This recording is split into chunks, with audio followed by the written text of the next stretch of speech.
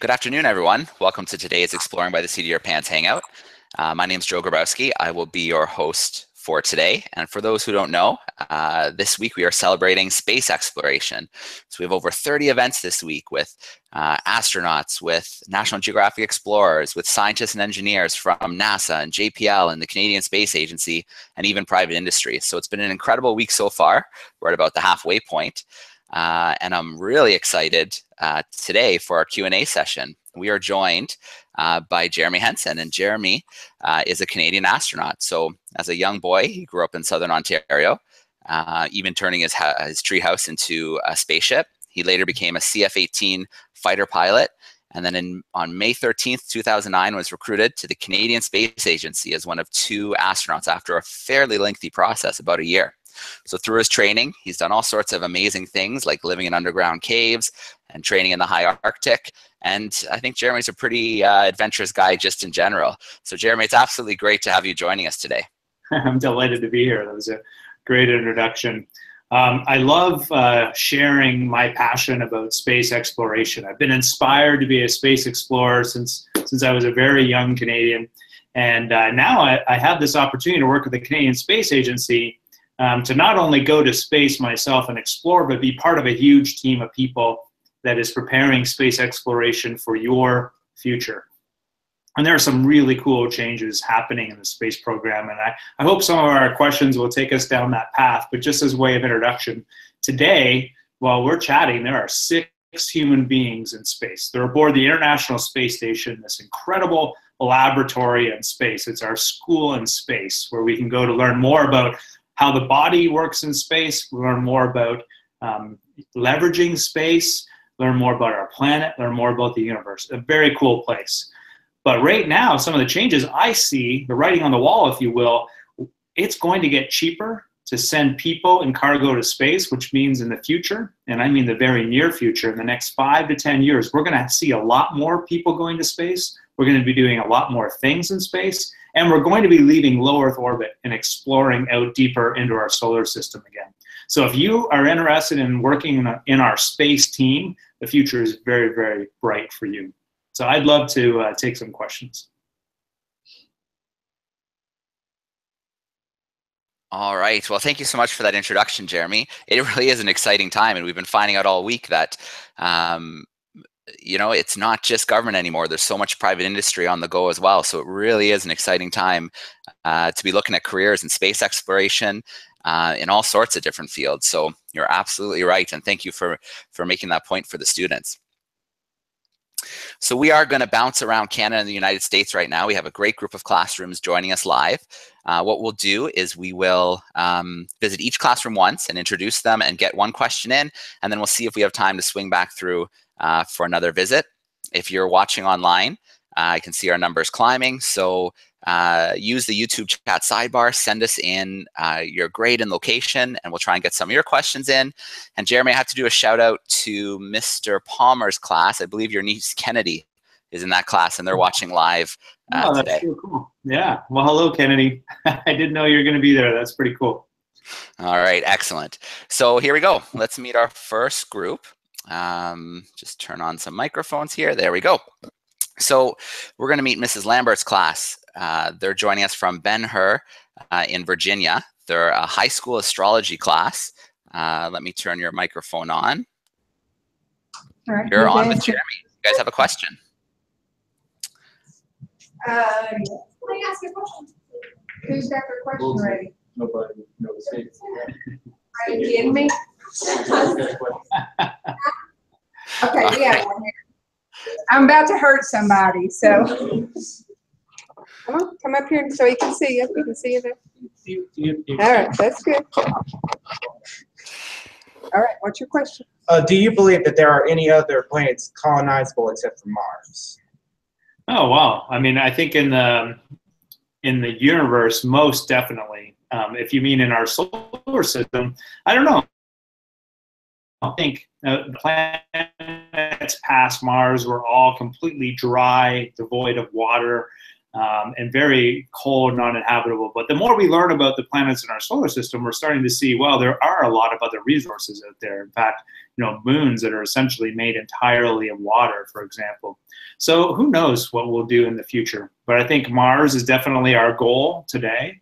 And then I can't wait till we develop the technology to travel past the boundaries of our own solar system, and then we're going to find some amazing worlds out there. All right, great question. Let's jump to our next classroom. We're going to turn on the mic for Mrs. Huddy Zobkowski's classroom. They are grade 2 students joining us from Calgary, Alberta, here in Canada. And your microphone's on. Go for a question. All right, here, ask your question, so you have to look here. Do you believe in other life forms other than Earth? Yeah, that's a really fascinating question to consider.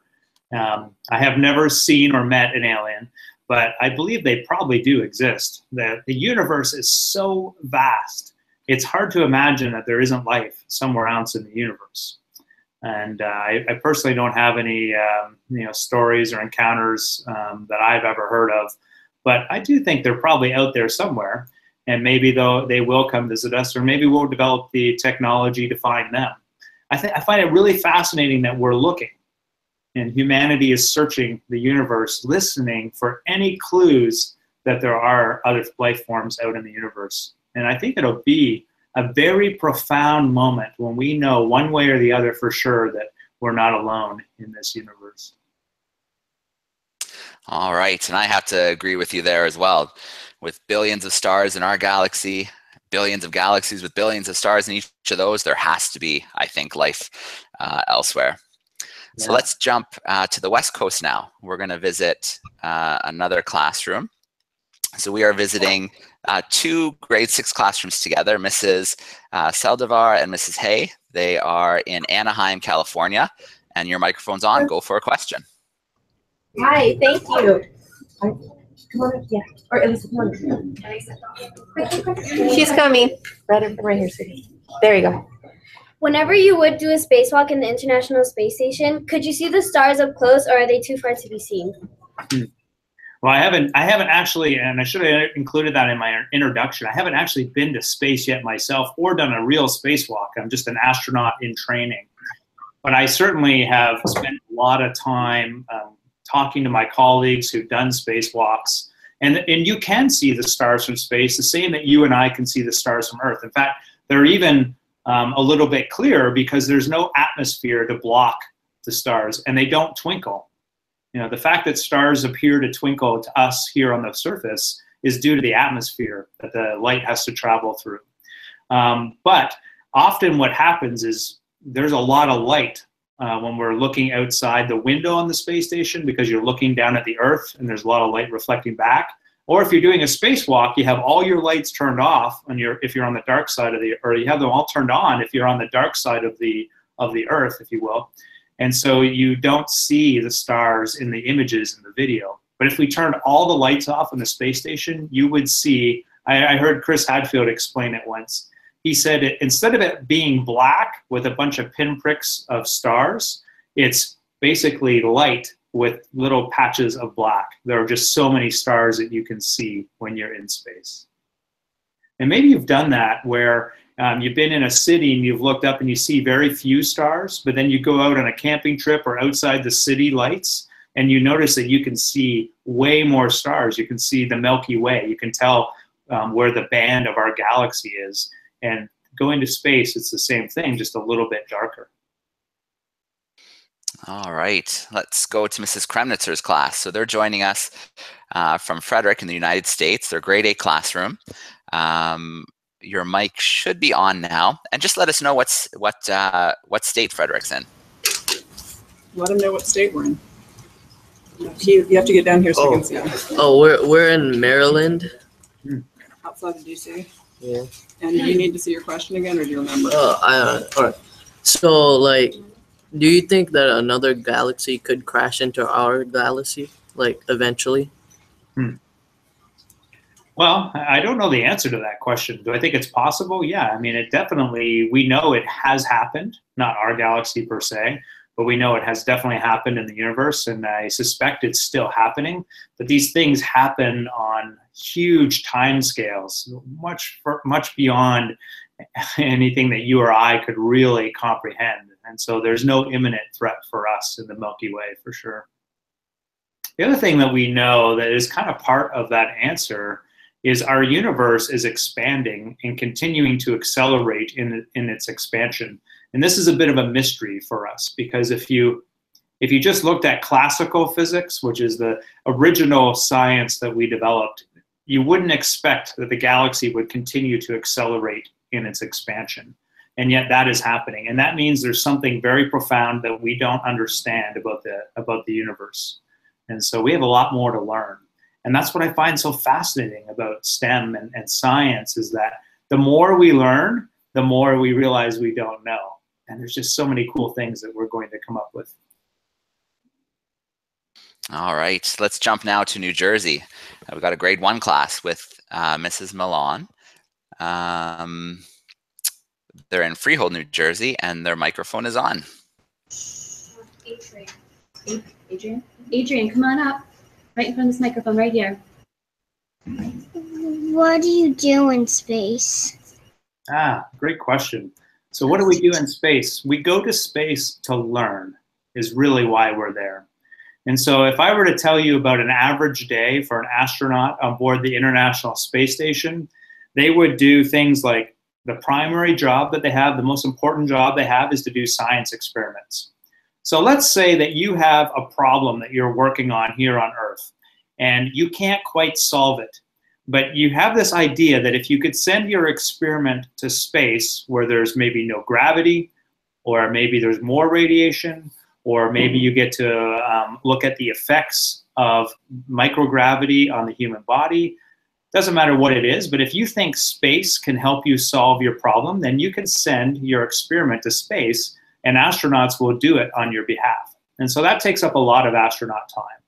And then the rest of the astronauts' time is spent maintaining the space station, doing spacewalks, using the robotic arm, repairing things as simple as the toilet, preparing food, taking care of their bodies in space. Just like you and I take care of our bodies here, we have to do the same in space. We have to eat well. We have to exercise every day. Because we're not in gravity, we have to exercise even more. We spend about 1.5 hours to 2 hours every day exercising. And so that kind of takes up the time of an astronaut in space. All right. I can add that we also spend time sharing space with people back on Earth. So astronauts will do kind of like what we're doing right now, except they'll talk from the International Space Station to people on the ground. And then you want to maintain your relationship. So for example, I have 3 kids, and they're in my twins are in grade 6, my son is in grade 7. And when I'm in space, I'm going to want to maintain that relationship. I'm going to want to be talking to them as often as I can. So I'll be able to call them on our IP phone, and I'll still have to live my life even when I'm in space. All right, great question. We're going to go to Mrs. Frawley's classroom. Let me make sure your microphone is turned on. So they are joining us from Sarnia, Ontario, grade 5-6 classroom, and your microphone should be good to go. We heard that you had to train underwater. So how was your experience? Yeah, so cool. I had the amazing opportunity to live on the ocean floor for a week. So it was kind of like living in a mini space station on the ocean floor. And but the cool part about it was I was doing my space mission. We would simulate spacewalks as if we were on Mars, and that was really neat. But the part that was the coolest was seeing the marine life. And because I was living down there, I had a completely different perspective of the marine life. I would see amazing schools of fish. I started to learn the habits of the fish. Like every day, just like you and I, every day we get up and we do our morning jobs, if you will, and then you go to school, I go to work. These fish have these little habit patterns that they would do every day, come to the same place at the same time. It was just really neat to see the diversity on the ocean floor and just to feel like I was one among them. Really cool personal experience. And I lived down there for a week in this tiny little spaceship, if you will, almost like living in a camper van on the ocean floor.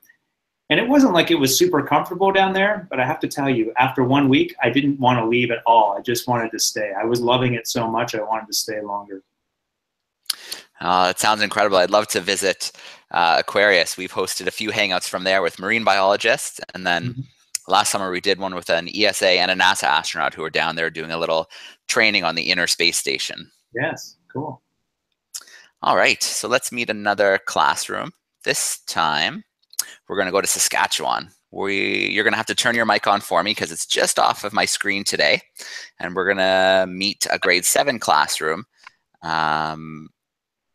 with Mrs. Pleur-Duran.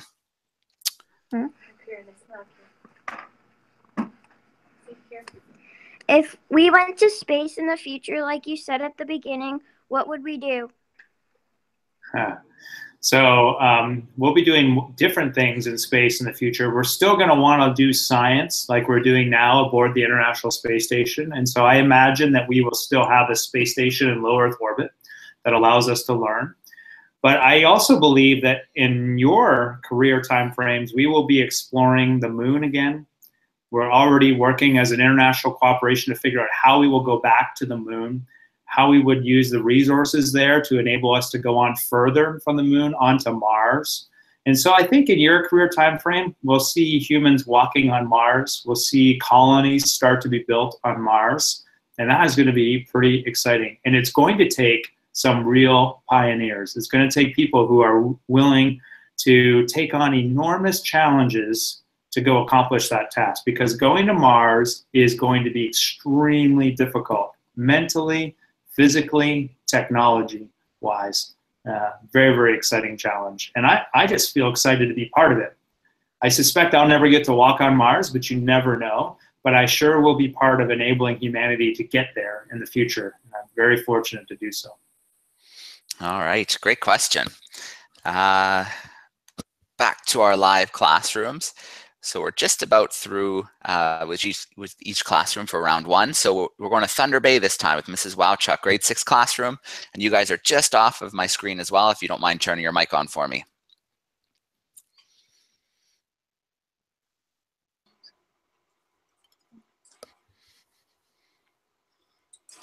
What inspired you to be an astronaut? So it's really simple for me because I remember it very clearly. When I was about your age, actually, I was in early elementary school, I, for the first time, saw a picture of astronauts exploring the moon. And that was like a switch in my head. I saw that and I was just absolutely amazed by the fact that humans had left our planet and walked on the moon. And I never looked at the moon the same again. After that point, when I would look up in the sky at the moon, and maybe you do this too, I realized that right where I was looking, there were boot prints. You can't see them from Earth, but they're there. Humans left them. And that opened up what was possible. And that is, I guess, when I knew that as human beings, we can do incredible things. And I just set this goal of being a space explorer. I didn't know if I would ever get a chance to do it, but I knew I wanted to try. And I've always been inspired by the fact that humans went to the moon. And even to this day, I look at the rocket we have at the Johnson Space Center called the Saturn V, which was the rockets that were built to take humans to the moon. And I just look at it in awe. And it reminds me of the value of setting goals. So something that you should consider for your life. You need to set goals. You need to think about, just have some quiet time with yourself and say, what is important to me? What do I want to do? It doesn't have to be a job or your future job. It doesn't have to be being an astronaut. It could be, I want to reduce the waste that our house produces, for example. You could set any goal you want, but having goals is going to enable you to make good decisions about your life and work towards things you want to achieve. And accomplishing a goal is a very good feeling. And the other thing that goes along with setting a goal is sharing that goal with others. When I decided I wanted to be a space explorer, I told people about it. I told my teachers, I told my friends, I told my family. And then they could help me to achieve my goal. And people are still helping me today. When you look and see an astronaut in space, there is an enormous team of people on the ground who are making that possible. And that is a very important aspect of achieving your goals, is to surround yourself with people who will help you achieve them. All right, so we're going to swing back to our live classrooms, but before we do that, I want to remind classrooms live on camera and watching live to send in pictures via Twitter with the hashtag Explore Space, because we'd love to see pictures of classrooms in action. And I'm going to do a quick scroll through the live chat and give a shout out to a few classrooms. So we've got Valley's Senior Public School in Mississauga. We've got a group in Manitoba watching along. Let's see, grade 6s at Forest Hill in Midhurst, Ontario.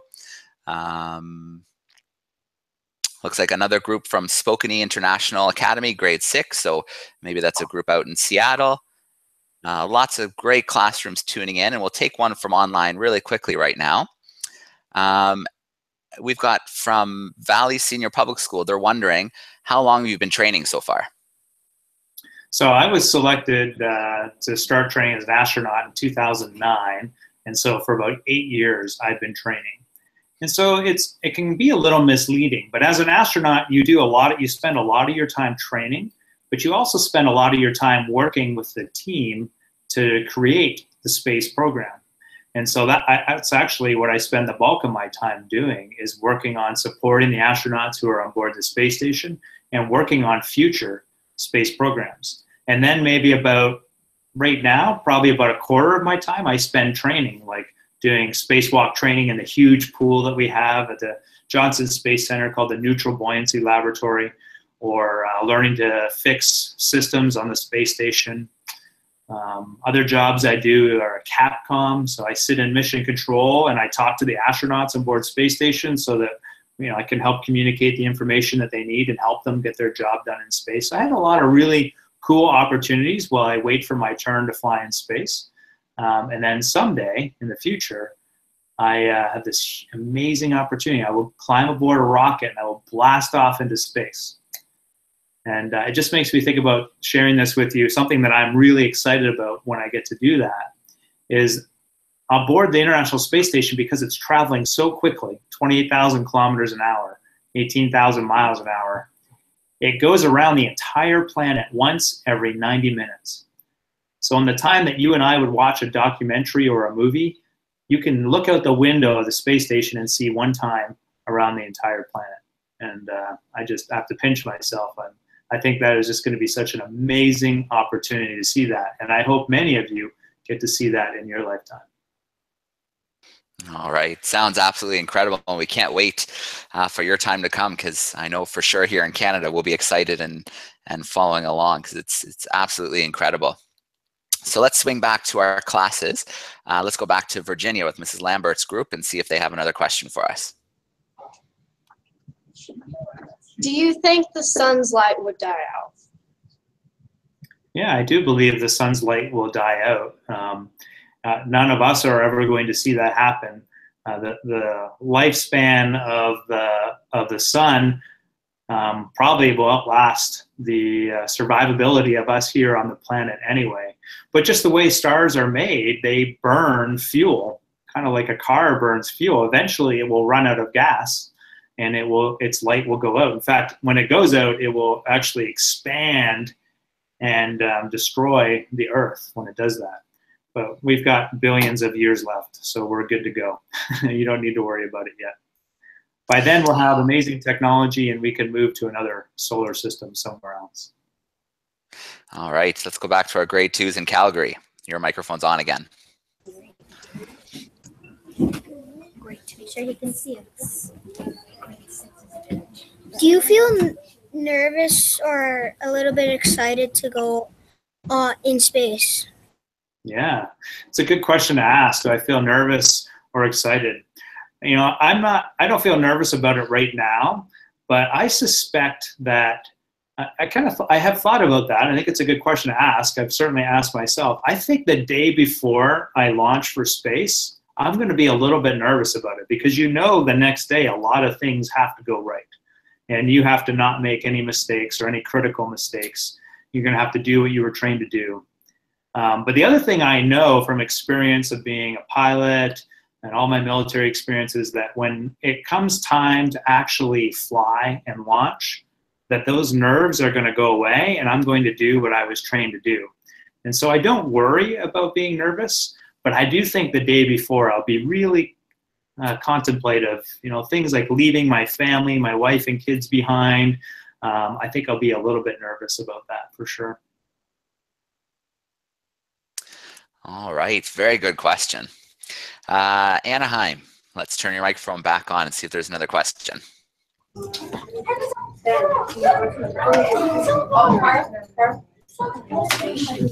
coming in the future. Oh, we're frozen, that's what. Can you guys still hear me in Anaheim? Yeah. All right. You guys have another question? Yeah. What do you eat in space? Okay. Well, what do we eat in space? Well, we eat a lot of diverse foods in space. So people often say food is morale. And I think that's true.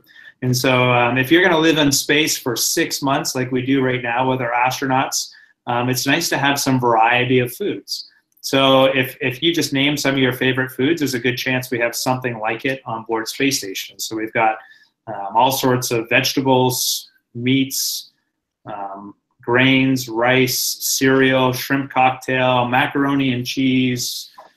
We have some desserts like M&Ms and pudding. And so there's a lot of things to choose from. One thing that's really important for us is eating properly in space, because we're putting a lot of stress on our body just by being in space. We're getting higher doses of radiation. Our body's not used to floating around. As much fun as it is to fly around in space, our bodies aren't used to it. So we put a lot of stress on our body. So we have to eat very healthy in space. But we have a few treats on board to help with the morale from time to time. All right, Mrs. Kremnitzer's grade 8. Your microphone's on again. You're up. What is most mind-boggling to you about space? Like, what surprises you the most about space in general? Yeah. Our lack of understanding of how it actually works twists my mind. So if you assume that the universe, the Big Bang was true, and the universe started from nothing and expanded to the size it is now, what is beyond the edges of the universe? What happens when you get to the edge of the universe? Is that something? Is it the same as the space in between the stars right now, or is that different? We are not able to wrap our minds around how the universe actually works, how space-time really works. It doesn't make sense to you and I in the lives that we live. That's the most surprising thing for me. And yet we just kind of go through our daily lives like it doesn't even impact us. But yet there's this enormous mystery out there, and we're trying to unravel it, but the answers are not obvious. And as we look for those answers, we start to learn some amazing things. Like if you started to do a little bit of reading about quantum physics, you would start to realize that, wow, there are some crazy ideas and theories out there, and who knows what the future brings. That's what I love about space exploration. It pushes humanity to work together to try and unravel some big questions. So pretty exciting stuff. Such a good point too. There's so many careers and so much left to discover in science and space exploration and physics, and there's just so much out there. Yeah, awesome. Back to Freehold, New Jersey with our grade 1s. Microphone is on. Okay, I'll stand in front of the camera. What ship are you going to fly? I don't know what ship I'm going to fly on yet. So right now, we only have one spaceship to get to space. It's called the Russian Soyuz rocket. But we're building 3 new spacecraft right now. One is from Boeing, one is from SpaceX, and the other one is a NASA project called the SLS rocket and the Orion capsule. And all 3 of those methods are going to be flying humans to space in the next just handful of years. And so there's going to be a lot of ways to get to space, and I'm not really sure which one I'm going to fly on. But I know I'm super excited to fly on any of them. And you guys were asking me earlier when I would fly in space, but I forgot to mention, for those of you that are from Canada, we're going to have David St. Jacques flying to space in about a year from now. So we're going to have another Canadian in space, which is going to be a really awesome opportunity for us to see another Canadian up there on the International Space Station and to support him through that mission. So some cool things coming. Absolutely. We're definitely excited about that. Mrs. Frawley's class, your microphone should be back on again. Oh, it's not yet. Let me try again. There you go. What was it like being a fighter pilot? Well, I still am a fighter pilot, I guess. I still get to fly the CF-18 from time to time with the Air Force. And it's a very challenging career, which is what I loved about it. I love to fly in general, but flying a fighter jet is very challenging. You deal with a lot of stress on the body, pulling high Gs. It's an amazing airplane. It's almost like this tremendous freedom, and where you can fly anywhere in the sky you want to fly, upside down, straight up, straight down. The airplane is so powerful and strong. And then on top of it, it's kind of like playing a really intense computer game or like a chess game. To use the airplane in a defensive role, you have to do a lot of thinking and work as a team. And so it's a really challenging job. I really enjoyed it. And I saw a question pop up there asking me where I went to school. I went to the Royal Military College of Canada in Kingston, Ontario, and I studied space science there. And then from there, I went on to start learning how to fly fighter jets. Okay, Saskatchewan, if you can turn your mic on, and then we'll wrap up in Thunder Bay.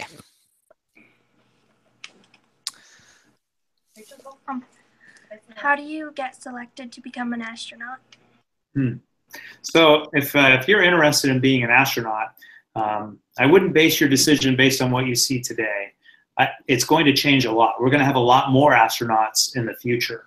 But in order to prepare yourself to be an astronaut, there are three things that I always say. One, you need an academic background in science, technology, engineering, math, in the STEM field, something there. And then you need to have what I call operational skills. And what I mean by that is you need to challenge yourself. The academics are important, but the academics alone aren't enough.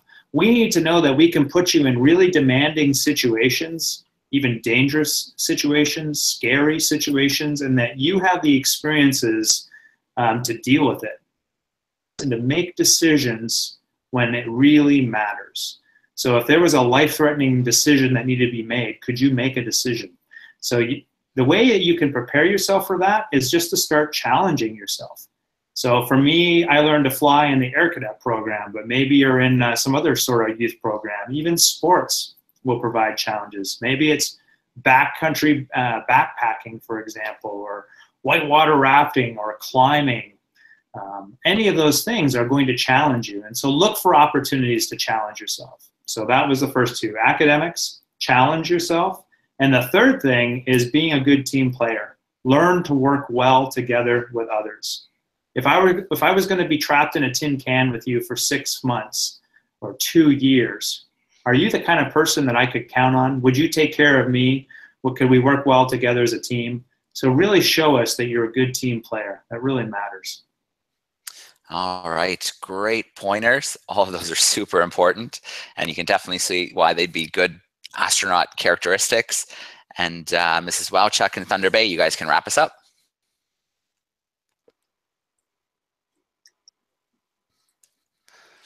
Do you think if the Earth becomes like uninhabitable, do you think humans could move to a different planet? Yeah, I believe that eventually we have the ability to overcome a challenge like that. You know, when we really set our minds to something that has to be done, we can do incredible things. And yeah, it's true, this planet will likely become inhabitable at some point in the future. There's also great hope that we can save this planet and we can take care of it and we can learn more about, you know, I guess the inner workings of our planet, more about our better ways to take care of it, and we can save this planet. I have a lot of hope for that. And you know, I was talking with some students here in Toronto earlier today, and we were talking about how the most important thing that they need to learn is how to become a problem solver, how to look at a problem that we have in society or on the planet and learn to work together to bring creative solutions to that problem. And there are lots of problems out there. Science and technology is amazing, and it brings us all these amazing opportunities, but it also sometimes brings us problems.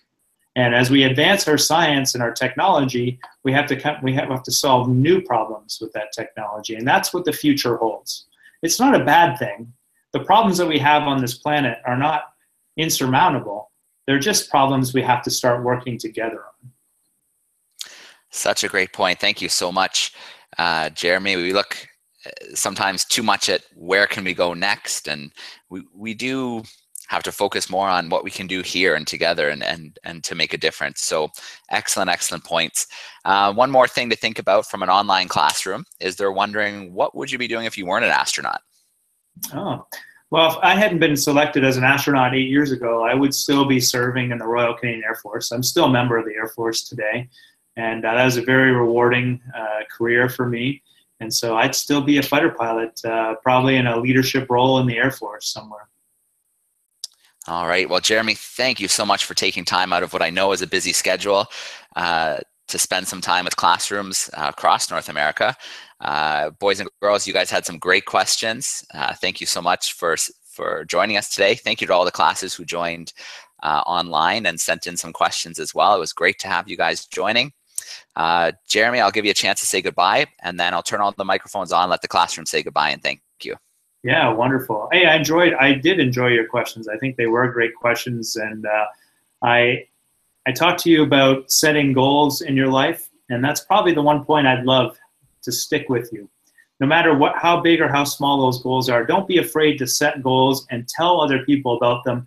You will be shocked at how people want to surround you and help you accomplish things that are important to you, and it will lead to some amazing opportunities. And then in the end, the only thing really standing between you and accomplishing those goals is whether you believe you can do it. And I'm telling you, I specifically believe you can accomplish amazing things. And so I just wish you all the very best. Thanks for your time today, and take care. Well, Jeremy, you're a great inspiration, a great role model, and thank you for spending time with us today. Microphones are coming on in the classrooms. Nice and loud, everybody. Goodbye and thank you. Thank you.